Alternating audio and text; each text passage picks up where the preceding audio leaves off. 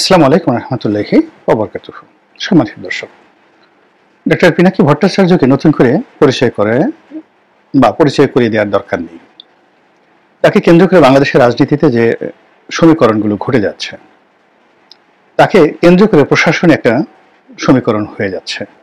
সরকারের মধ্যেও নানা রকম দ্বিধা বিভক্তি এবং রাজনৈতিক অঙ্গনে পক্ষে বলেন বিপক্ষে বলেন যাকে যে বলেন, পিনাকি এই মুহূর্তে একটা অত্যন্ত গুরুত্বপূর্ণ ভূমিকা রয়েছে।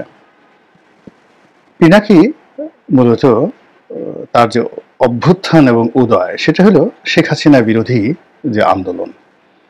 সে আন্দোলনে মিডিয়া যুদ্ধ যারা করেছেন তাদের মধ্যে সবচেয়ে সফল হয়েছেন তিনি। মানে যুদ্ধে জয়লাভ করা বা তার কতটা কন্ট্রিবিউশন, অন্যের কতটা কন্ট্রিবিউশন, এটা বড় বিষয় নয়। বড় বিষয় হলো সফলতা, কে সফল হলো। সেক্ষেত্রে দেখা যাচ্ছে যে মানের বিচারে, গুণের বিচারে তিনি যে একটা অবস্থান তৈরি করে ফেলেছেন আজকের এই সময়টিতে, এটির সঙ্গে এই সামাজিক মাধ্যমে যাকে বলা হয় অন্য কারোরই তুলনা করা যায় না। ভারতে একজন এরকম ইউটিউবার রয়েছেন, মিস্টার ধ্রুব রাঠি। তো ধ্রুব রাঠি নরেন্দ্র মোদী বিরোধী যে সংগ্রাম, সেখানে একেবারে রীতিমতো প্রবাদ পুরুষ, এবং কংগ্রেসকে একেবারে মৃতপ্রায় একটা সংগঠন, সেই কংগ্রেসকে আজকের পর্যায়ে একেবারে নরেন্দ্র মোদীর উত্তরসূরি হিসাবে, মানে আগামীতে যদি নির্বাচন হয় কংগ্রেস সিরিয়াসলি চলে আসবে সামনে। এবং যেখানে রাহুল গান্ধী বলতে গেলে রাজনীতি থেকে অবসর নেওয়া কিংবা একেবারে রাজনীতির প্রতি তাকে অনীহা, এরকম একটা অবস্থা তৈরি হয়েছিল, এবং তিনি বলতে গেলে হিমালয়ে গিয়ে যোগাসনে বসবেন এরকম একটা ধ্যান নিয়ে তিনি দাড়ি রেখে ফেলেছিলেন। এবং তার অনেক কর্মকাণ্ড রীতিমতো বালখিল্যের মতো মনে হয়েছে। কিন্তু ধ্রুব রাঠি যখন তাকে একটা স্পেস করে দিয়েছে, স্পেস করে দেওয়ার পরে যেহেতু ভিতরে লেখাপড়া ছিল, বংশ ছিল, রক্ত ছিল, ওই জায়গাটাকে তিনি কাজে লাগিয়ে আজকের যে রাহুল গান্ধী, এটি ভারতবর্ষের ইতিহাসে রাজনীতিতে একটা বিস্ময়। এবং তিনি যে ভাষায় কথা বলেন, যেভাবে উইট করেন এবং যেভাবে মানুষের মনোযোগ আকর্ষণ করেন, আমি দেখি যে ভারতীয় পার্লামেন্টে অতীতে যারা ছিলেন তার বংশেরই বা কংগ্রেসেরই, তাদের সবার সেটা আমার কাছে এই যে তার যে বেশ কয়েকটি অধিবেশনে তার যে বক্তব্য, তাকে অনেক ম্যাচিউরড, অনেক আধুনিক এবং অনেক আকর্ষণীয় বলে মনে হয়েছে। ইভেন অটল বিহারী বাজপেয়ীর চাইতেও তাকে আমার কাছে আকর্ষণীয় এই মুহূর্তে মনে হচ্ছে। এখন এই যে একজন রাহুল গান্ধী তৈরি করা, তারপর যাকে বলা হয় তার জন্য একটা স্পেস তৈরি করে দেওয়া, কংগ্রেসের রাজনীতিকে এই পর্যায়ে নিয়ে আসা এবং নরেন্দ্র মোদীকে অবদমিত করার পেছনে এক নম্বর ব্যক্তি টোটাল মিডিয়া ওয়ার্ল্ডে, সারা দুনিয়াতে ধ্রুব রাঠি। তিনি একজন ইউটিউবার। বাংলাদেশে ধ্রুব রাঠি হিসেবে নিঃসন্দেহে যদি কাউকে ধন্যবাদ দিতে হয়, এটা পিনাকিকে দিতে হবে। নেতিবাচক বলতে পারেন, ইতিবাচক বলতে পারেন, কিন্তু ধ্রুব রাঠির চাইতে পিনাকি যে সফলতা, সেটা হলো ধ্রুব রাঠি ওই ঘটনার পরে আর কখনো ভারতবর্ষে প্রভাব বিস্তার করার বা অন্য কোনো ভিডিও করে তিনি তার সেই কর্মকাণ্ড চালাননি। কিন্তু পিনাকি যেটা করেছেন সেটা হলো আওয়ামী লীগকে যে ট্যাগগুলো দিয়েছেন, যেমন পিনাকির সেই কাঁঠাল রানী, পিনাকির যে জয় বাংলা, এখন বর্তমান সরকারের সফলতার যে ব্যর্থতা, অর্থাৎ সফল না হতে পারার যে ব্যর্থতা, এটার কারণে এখন জয় বাংলা আর গালি নেই, কিংবা কাঁঠাল রানী নিয়ে মানুষের যাকে বলা হয় উচ্ছ্বাস সে আগের মতনই। কিন্তু বাস্তবতা হলো আগস্ট মাসের 5 তারিখ পর্যন্ত জয় বাংলা আর কাঁঠাল রানী এই দুটো রীতিমতো মানুষের মুখে মুখে একটা জাতীয় গালিতে পরিণত হয়ে গিয়েছিল। এবং এই যে তার যে প্রচার এবং প্রোপাগান্ডার ফলে যে ভ্যাকুমটা তৈরি হয়েছিল মানুষের মনোজগতে, মানুষের মস্তিষ্কে, এটার সঙ্গে আপনি সেফুদার গালাগালি বা অন্য কোনো ইউটিউবারের বক্তব্যকে আপনি যাকে বলা হয় তুলনা করতে পারবেন না। অর্থাৎ পিনাকির যে লেখাপড়া, তার যে এডুকেশন, তার যে গ্রাউন্ড ওয়ার্ক এবং হোমওয়ার্ক, এটি যেভাবে সেফায়েতুল্লাহ সেফুর যারা কাস্টমার তাদেরকেও সমানভাবে আনন্দ দিয়েছে, কিংবা অন্যান্য যে সমস্ত ইউটিউবার আছেন তাদের যে সকল কাস্টমার তাদেরকেও বিনোদন দিয়েছে। আবার একই সঙ্গে আমার যারা মানে দর্শক রয়েছেন, শ্রোতা রয়েছেন, কিংবা ধরুন আরো ঊর্ধ্বস্তরে যারা আলাপ আলোচনা করেন, ধরুন বদরুদ্দিন উমর সাহেবের যারা লেখার ভক্ত, ঠিক সেই সমস্ত যারা মানে অডিয়েন্স রয়েছেন তারাও কিন্তু পিনাকির যে বক্তব্য তারা শুনতেন এবং শুনে ওই যে তাদের যে যতটুকু জানার, যতটুকু বোঝার, যতটুকু গ্রহণ করার ততটুকু গ্রহণ করে বাকিটুকু তারা বিনোদন হিসেবে নিয়েছেন।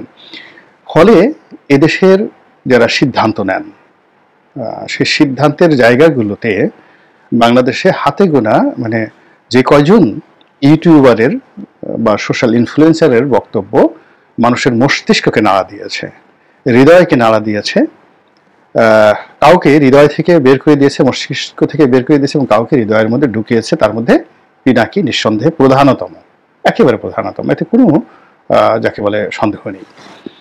এখন তিনি সেই কাজ করে আওয়ামী লীগের কে তাড়ানোর ক্ষেত্রে যে ভূমিকা পালন করেছেন, একটা ভ্যাকুম তৈরি হয়েছে, সেই ভ্যাকুমের জায়গাটা সঙ্গত কারণে বিএনপি পেয়ে যাবে পলিটিক্যাল জায়গাটা, আর যেটা ক্ষমতার যে জায়গাটা সেটা সঙ্গত কারণে ইনুস সাহেব পেয়ে গেছেন। তো ইনুস সাহেব পাওয়ার পরে, বিএনপি পাওয়ার পরে আমি দেখলাম যে জুলাইয়ের 7-8 তারিখে আমি চিন্তা করছিলাম যে পিনাকি আসলে কি করবেন, উনি আসলে কি করবেন। পরে দেখলাম যে আমি যা ভাবছি তিনি ঠিক তাই করছেন, অর্থাৎ তিনি সরকারের সমালোচনা করছেন, ভালো কাজের প্রশংসা করছেন, মন্দ কাজের সমালোচনা করছেন, তিনি বিএনপির সমালোচনা করছেন এবং জামাতকে একটা স্পেস দিচ্ছেন, এটার পিছনে অনেক দার্শনিক যুক্তি আছে কেন তিনি স্পেস দিচ্ছেন। তিনি কি জামাতের কাছ থেকে কোনো সুযোগ সুবিধা পাচ্ছেন? অবশ্যই না, কিন্তু তিনি একটা স্পেস দিচ্ছেন। এর কারণ হলো যে এই মুহূর্তে জামাতের সাথে বিএনপির যদি যুদ্ধ হয়, একটা অসম যুদ্ধ হবে। তো কাজেই বিএনপির জন্য একটা শক্ত প্রতিদ্বন্দ্বী তৈরি করা দরকার আওয়ামী লীগের বিকল্প হিসাবে। তো পিনাকি যেটা মনে করেছেন যে ইসলামপন্থীরা যদি একত্রে হয় তাহলে বিএনপির জন্য একটা সুবিধা হবে, লাভজনক হবে। এজন্য তিনি যে একটা কাজটা করেছেন, ইসলামপন্থীদেরকে তিনি একটা উইন্ডো দিয়েছেন এবং এই কাজ করার জন্য তিনি সহযোগী খুঁজেছেন, ইউটিউবে সহযোগী করেছেন। সেখানে আরো কনক সরোয়ার সহ আরো 2-4 জন যারা ইউটিউবার আছেন তাদের সঙ্গে, আসলে কনক সরোয়ারের সঙ্গে যায়, কিন্তু অনেক ইউটিউবার আছেন বা প্রবাসী সাংবাদিক রয়েছেন যাদের সঙ্গে তার যায় না, বা ক্ষেত্র বিশেষে অনেকের সঙ্গে যায় কিন্তু অনেকের সঙ্গে তার মতাদর্শগত একটা বিরোধ ছিল, কিন্তু তাদের অনেকের সঙ্গে তিনি সমঝোতা করার চেষ্টা করেছেন। জুলকারনাইনের সঙ্গে সমঝোতা করার চেষ্টা করেছেন, তাসনিম খলিলের সঙ্গে সমঝোতা করার চেষ্টা করেছেন, বাহাম আব্দুল সালামের সঙ্গে সমঝোতা করার চেষ্টা করেছেন, কিন্তু শেষ পর্যন্ত আসলে তার সেই সমঝোতাগুলো টিকেনি, কিন্তু কিছু কিছু জায়গাতে টিকেছে। আবার বাংলাদেশে তিনি অনেকের সঙ্গে একেবারে একটা যাকে বলে ক্লোজ রিলেশন, যেমন মাহমুদুর রহমান সাহেব আমার দেশের, তো তার সঙ্গে তিনি একেবারে একটা যাকে বলা হয় কৌশলগত সম্পর্ক স্থাপন করার চেষ্টা করেছেন, যেটি এখন পর্যন্ত অটুট রয়েছে। কিন্তু মাহমুদুর রহমান সাহেবের যে ঘনিষ্ঠ বন্ধু এবং একেবারে প্রিয় পাত্র তিনি হলেন জনাব ফরহাদ মাজাহার, তাকে কিন্তু পিনাকি ছাড় দেন নাই, অর্থাৎ মাহমুদুর রহমান সাহেবের সাথে সম্পর্ক আছে কিন্তু তাকে দেননি। তো এইভাবে তিনি একটা রাজনৈতিক ব্যালেন্স তৈরি করার জন্য একটা দার্শনিক দৃষ্টিকোণ থেকে তিনি কাজ করে গেছেন এবং সেই কাজ করার পাশাপাশি আবার তিনি ইনফ্লুয়েন্সও করে গেছেন প্র্যাকটিক্যালি। কোথাও ফোন করা দরকার, কোথাও কথা বলা দরকার, যা কিছু করা দরকার এই কাজগুলো তিনি করেছেন এবং সেই কাজগুলো করতে গিয়েই তাকে সঙ্গত কারণে ক্ষমতার যে আলটিমেট যারা লোকজন রয়েছে তাদের সঙ্গে তার একটা বোঝাপড়ার দরকার ছিল। সেই বোঝাপড়াটা দুর্ভাগ্যজনক হলেও সত্যি যে ডক্টর মোহাম্মদ ইউনূসের সঙ্গে তার হয়নি আর বিএনপির সঙ্গে তার হয়নি এবং হওয়ার কোনো সম্ভাবনা নাই। ফলে তার এই যে কর্মকাণ্ড, সেই কর্মকাণ্ডের মধ্যে তিনি যে উদ্দেশ্য নিয়ে বা যে দার্শনিকতা নিয়ে, যে চিন্তা ভাবনা নিয়ে কর্মকাণ্ডগুলো শুরু করেছিলেন, ওখানে ক্ষমতা একটা সমস্যা হয়ে যায়। ক্ষমতার অনেক লোকের সাথে তার দ্বন্দ্ব সংঘাত শুরু হয়ে যায় এবং ওটাকে আবার সামাল দেওয়ার জন্য তিনি বিকল্প একটি শক্তি গড়ে তোলেন। তার ভারত বিরোধিতা, এই সেন্টিমেন্টটাকে তিনি কাজে লাগিয়েছেন। প্রথম আলোর এবং ডেইলি স্টারের বিরুদ্ধে তিনি একটা ন্যারেটিভ দাঁড়া করায় ফেলেছেন এবং আলটিমেটলি এটা দাঁড়িয়ে গেছে। এবং একই সঙ্গে বিএনপিকে তিনি যেভাবে চেয়েছিলেন ওটা বিএনপি হয়নি। বিএনপি না হওয়ার কারণে তার কাছে যেটা মনে হয়েছে যে বিএনপিকে এই মুহূর্তে যদি আঘাত করা হয় তাহলে বিএনপি যদি টিকে থাকে ভালোভাবে টিকে থাকবে, আর যদি বিএনপির মধ্যে সেই টিকে থাকার সক্ষমতা না থাকে তাহলে ভেঙে চুরে একটা নতুন কিছু তৈরি হবে এবং সেক্ষেত্রে ডক্টর মোহাম্মদ ইউনূস আরো সুন্দরভাবে চালাতে পারবেন বা জামাত আরো ভালো করতে পারবেন। তো আমার কাছে মনে হচ্ছে এইভাবে সে একটা প্ল্যান এবং পরিকল্পনা করে কাজ করছেন। কিন্তু এই কাজগুলোকে করার জন্য বিএনপির পক্ষ থেকে যে ধরনের কোঅপারেশন হওয়া উচিত ছিল সেটা বিএনপি এখনো পর্যন্ত বুঝতে পারেনি। একজন ধ্রুব রাঠি, একজন ইউটিউবার বা একজন ইনফ্লুয়েন্সার কিংবা একজন লেখক যারা লেখে, তাদের সামাজিক গুরুত্ব কতটুকু, এটা সাধারণত আমাদের যারা ক্ষমতাধর রাজনীতিবিদরা এটা বিপদে না পড়লে তারা বুঝতে পারে না, অনেকে মৃত্যু পর্যন্ত বুঝতে পারে না। এর কারণ হলো আপনি যখন কথা বলছেন তখন আপনার পঞ্চ ইন্দ্রিয় বাহ্যিক এটার উপর যে প্রভাব বিস্তার করছে আপনার বক্তব্য, এবার একটু পরে আপনি ভুলে যাবেন। কিন্তু লেখা, যদি কোনো লেখক আপনাকে একটা লেখা লেখে, সেটা দেখা গেল ৫,০০০ বছর পরেও আপনার বংশধরদের প্রতি, আপনার অনুসারীদের প্রতি সেটার একটা প্রতিক্রিয়া রয়ে যায়। তো যার জন্য কখনোই কোনো ক্ষমতাধর ব্যক্তি তারা কোনো দার্শনিককে এবং কোনো লেখককে, কোনো জ্ঞানী গুণীকে কখনো শত্রু বানায়নি। দ্বিতীয়ত, যাদের সামাজিক ইনফ্লুয়েন্স রয়েছে, যেমন এখন পিনাকি রয়েছে, কিন্তু একটা সময় আজকে ১০ বছর আগে পিনাকিদের মতো লোক ছিল না। তখন আহমদ ছাপার মতো লোক ছিলেন, তখন সিরাজুল ইসলাম চৌধুরী সাহেবের মতো লোক ছিলেন, আহমদ শরীফের সাহেবের মতো লোকজন ছিলেন, যাদের বুদ্ধিবৃত্তিক লেভেলে প্রচণ্ড রকম প্রভাব ছিল। তাদের বক্তব্য সাধারণ মানুষ বুঝছে না, কিন্তু যারা সচিবালয়ের সিদ্ধান্ত নিতেন, বিচারালয়ের সিদ্ধান্ত নিতেন, তাদের মস্তিষ্ক ঘুরিয়ে দিতে পারতো এই কয়েকজনের বক্তব্য।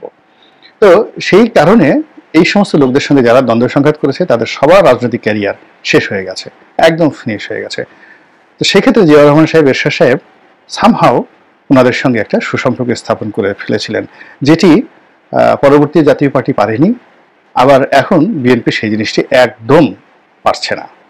অবশ্য বাংলাদেশে এরকম সেই আগের প্রজন্মের মতো এরকম যোগ্যতার সম্পন্ন হয়তো লোক নেই, হতে পারে।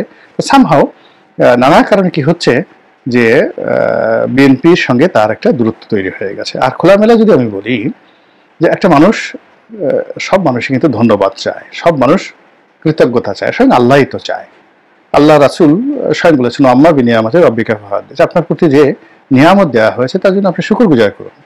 এখন বিএনপি যে একটা ব্রিদিং স্পেস পেয়েছে, বিএনপি যে ক্ষমতা পেয়েছে, ক্ষমতায় যাওয়ার যে স্বপ্ন দেখছে, তার যে একটা সুযোগ সুবিধা হয়েছে, এটা তো আসলে সত্যিকার অর্থে বিএনপি যে সমস্ত লোক এখন সুযোগ সুবিধা পাচ্ছে, সেটা আমলাতন্ত্রের সচিবরা হোক, তাদের কারণে তো তারা পায়নি।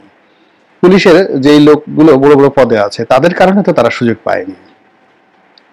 কিংবা বিএনপির যিনি প্রধানমন্ত্রী হতে চান, রাষ্ট্রপতি হতে চান, মন্ত্রী হতে চান, এমপি হতে চান, মানে গত ১৫ বছর তো তারা যে কর্মকাণ্ডগুলো করেছেন, অনেক দুঃখ কষ্ট করেছেন, কিন্তু তারা তো সফল হতে পারেননি।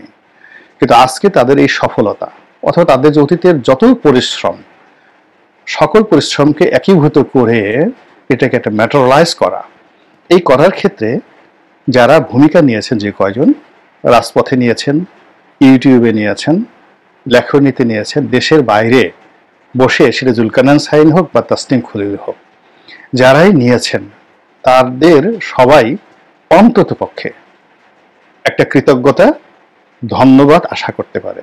কিন্তু আমার জানা মতে এখন পর্যন্ত সেই ধন্যবাদ পৌঁছানো হয়নি, কৃতজ্ঞতা প্রকাশ করা হয়নি, এবং সেই কারণে প্রায় সব ক্ষেত্রে যারা উপকারী ছিল, প্রায় সব উপকারী এখন তারা মানে রীতিমতো বিএনপির পেছনে লেগেছে।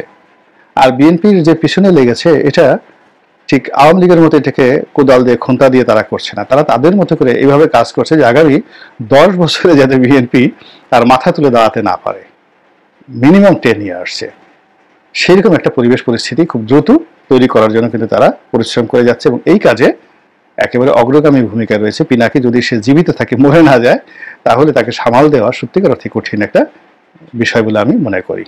আল্লাহ আমাদের সবাইকে হেদায়েত দান করুন এবং হেফাজত করুন। আসসালামু আলাইকুম ওয়া রাহমাতুল্লাহি ওয়া বারাকাতুহু।